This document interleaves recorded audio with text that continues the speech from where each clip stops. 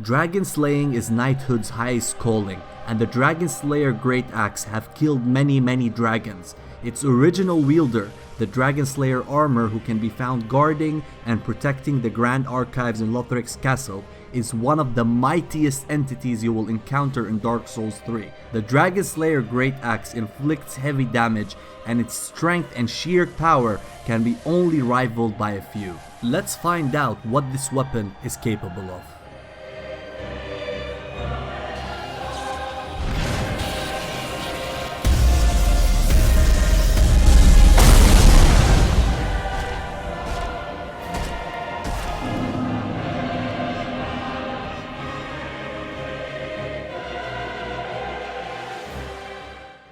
The Dragonslayer Armor is a very intriguing boss, as his story is very vague, which adds to the mystery and mystique of this unique boss. Why are there pilgrim butterflies flying around the boss area?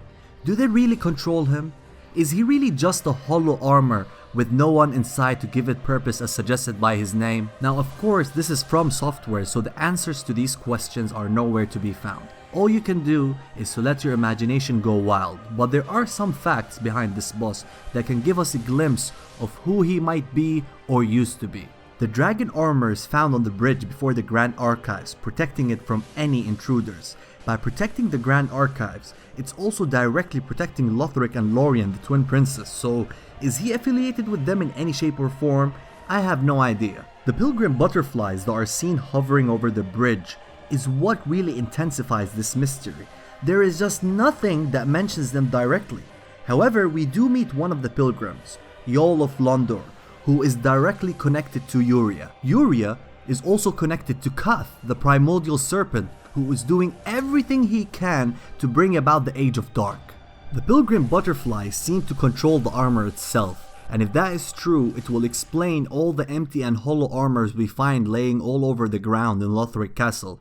But if that's true, it will bring in an interesting dilemma. It will imply that the butterflies killed many Lothric knights, and the Lothric knights themselves protect the castle themselves, so it doesn't really make any sense here. Furthermore, the pilgrim's butterflies have the black substance that can be found on Udix Gundr and many other enemies, and as we know, the substance is connected to the Abyss or Deacons of the Deep. This reinforces the idea that Kath has something to do with the butterfly, and interestingly too, his statues can be found all over the castle. To add to the mystery of the connection between the Abyss and the dragon armor, Abyss weapon like the Wolf Greatsword and the Farron Greatsword, so you know, Artorias weapon, actually inflict extra damage on this boss, which seems very odd and out of place, but at the same time strengthens the theory of the boss being connected to the Abyss. One thing I want to add about the pilgrim's butterflies is that when you kill the dragon armor, one of the butterflies actually die at the same time with the boss,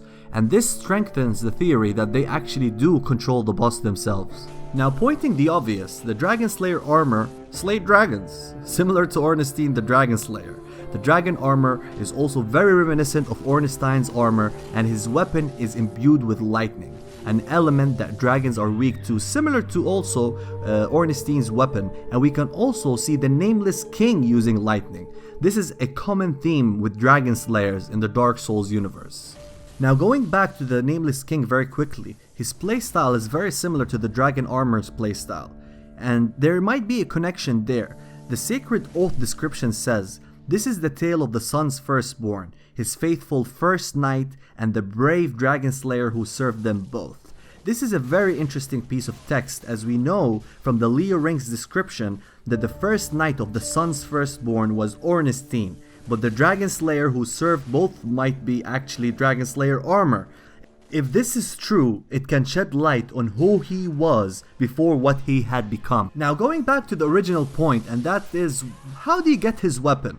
And stating the obvious, to get his weapon you need to kill the Dragonslayer Armor, then transpose his soul with Ludwig in Firelink Shrine. And that's it basically. Going back to the story quickly, the Dragonslayer Armor is still a very mysterious entity, even with all the things we mentioned. His boss fight takes place in front of the Sunbro Covenant, which might further connect him to Solaire and the Dragon Slayers. Also, the dragons you find after the boss fight also seem tamed, similar to the flying drake that the Nameless King rides in his boss fight. All these connections, plus the Abyss stuff, makes it very confusing, and I hope the community will narrow down his story and make his story more grandiose in nature. I personally like to think that Kath is responsible for the Pilgrim Butterflies because he want the Ashen Unkindled One to be stopped on his tracks no matter the methods necessary, so the Unkindled One cannot reach the princess, thus taking the world to its natural course, and that's the Age of Dark, the Age of Men, which he's been yearning for since the beginning. So that's it for the backstory. Now let's look at the build we're going to be using in this video.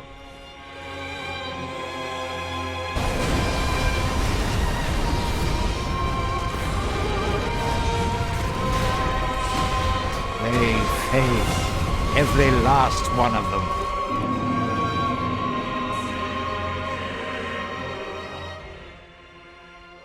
Stat allocation is everything when it comes to your character. When the Dragonslayer Greataxe is fully upgraded, you will have C scaling in strength, E scaling in dexterity, and D scaling in faith. And the faith stat increases the lightning damage that's already imbued with the weapon. However, it's not worth it as the damage increase is very small. I say level this up if you are high level so you can optimize the weapon, but if you are sticking to a meta like level 120, you should ignore the faith scaling altogether. There are two ways to allocate your stats to maximize damage with the Dragonslayer Greataxe. The first one is to use a strength build. I recommend anywhere between 40 and 66 strength. Going with 66 strength means when you are two-handing your weapon, you will actually have 99 strength. However, I don't fully recommend this as the scaling on strength is only C, and the weapon actually shines more when one-handed than two-handed. The second build is having a quality build. 40 dexterity and 50 strength will yield you very high results. This will actually outdamage the first build when one-handed, but only slightly. So to put it simply, if you are using a variety of dexterity and strength weapons, then just go with a quality build. And if you are using strength weapons exclusively, then go with a strength build. So this is it for the build. Let's go and check out the moveset.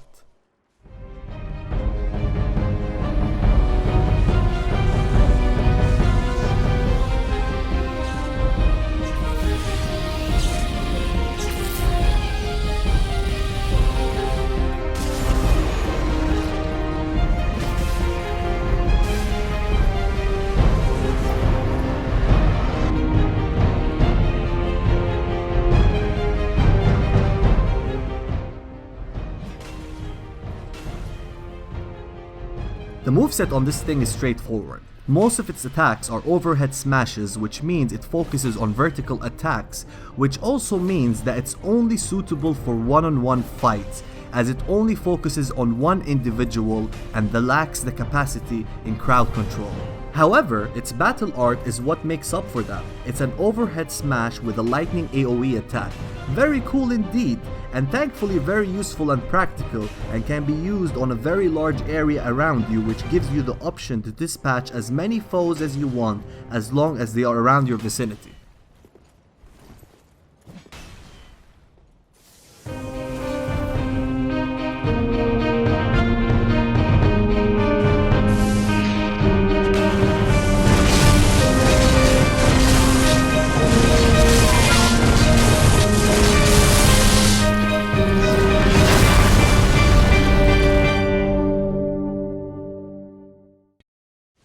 The Dragonslayer Greataxe is very easy to use as its focus is on damage, which everybody loves of course, and oh boy it delivers in this aspect.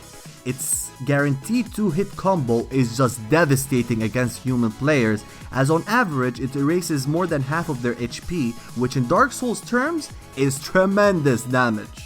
Since this combo is very deadly, our aim is to land the first hit and then continue with the combo of course, but this is much easier said than done, especially that a lot of people are so good with their dodging these days. So a lot of things come into play when we're talking about this. Firstly, the Dragonslayer Greataxe grants you a very strong hyper armor when attacking, so with all the damage you have, trading hits will usually go into your favor. Moreover, using the one-handed mode is much easier because it considerably has more range than the two-handed attacks, although you will need the two-handed attacks since they are unparryable So when you see somebody who is trying to go for a parry, attacking with the two-handed mode is your best option. Having a fast weapon on the offhand or as a secondary weapon will prove very useful.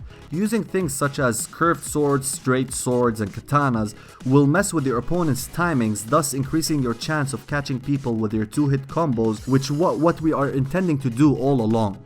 Also, anyone using a shield will have a tough time against you because oh boy, this weapon crushes turtles. You can guard break people with ease, which usually results in one hit kill since the damage on this thing is very high indeed.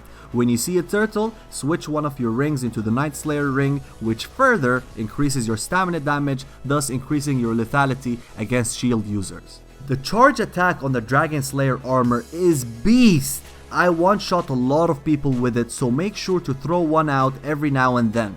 And now let's talk about the battle art, which kinda makes this weapon top tier. When used with focus points, you will gain a tremendous amount of hyper armor, then you proceed with an overhead smash that deals very high damage, like almost one-shot kill kind of damage, accompanied with a lightning AoE that will pancake any poor victim lurking within it. This attack is a killer against bosses. I saw some people killing bosses in record speed with this thing, but it's more difficult to land in PvP, so you should use it at the right moments, as this attack can change the tide of battle in an instant.